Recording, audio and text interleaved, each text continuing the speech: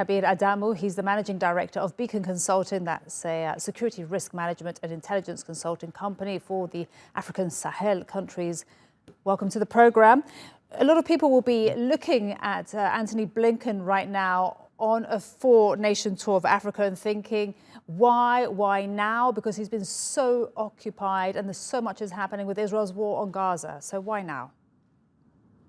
Yeah, I think the fact that he's occupied with various geopolitical developments where the U.S. has been attempting to manage the different sides, including the Israel-Hamas war in Gaza, makes Africa a very important player within the international community. The African group, as it were, about 53, 54 countries, the support that the U.S. could get in terms of international bilateral, multilateral discussions in different fora would be very important. And then, just like the previous discussant mentioned, the fact that Russia and China have made substantial inroad within the African continent has made the United States a little bit uncomfortable. And so this type of visit is meant to show up support and perhaps even reduce the influence of the two other countries.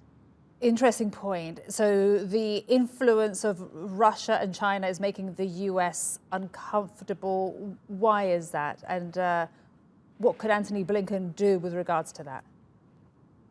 Well, I mean, the fact that, especially in the Sahel region, where we've seen several coup d'etats, and then immediately after the coup d'etats, you see the military dictatorship moving closer to Russia. We saw that in Burkina Faso, in Mali, and then, of course, in Central African Republic, which is a different scenario altogether, and then more recently in Niger. Now, the economic disposition of these countries that I've mentioned and then the fact that Russia, which is, as it were, has now taken advantage of those economic advantages in those countries because of the new relationship that this dictatorship has established with them.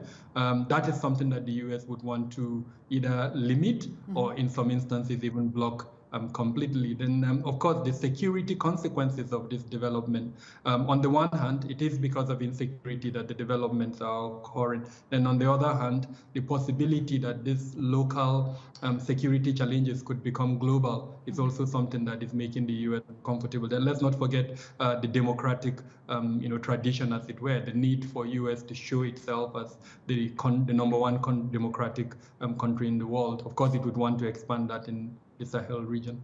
Kabir, just very quickly, how much influence, leverage does the US still have right now in Africa? Extremely. I think there's no part of Africa, for instance, that does not realize the global influence that the U.S. has. A lot of African countries still have their economies denominated in dollar. They still depend quite extensively on both the U.S. and, of course, its allies' weapons supplies, the training their security forces receive. A substantial part of that is coming from the U.S. So the U.S. still enjoys enormous influence. I mean, if I use Niger as an example, despite the fact that there was a coup there, the U.S. has maintained diplomatic relationships in that country. So it's still able to exercise influence, and it's likely that that country, Niger, would be a topic of conversation while Blinken is in particular West Africa. Kabir Adamu, thank you so much for speaking to us today here on CRT World.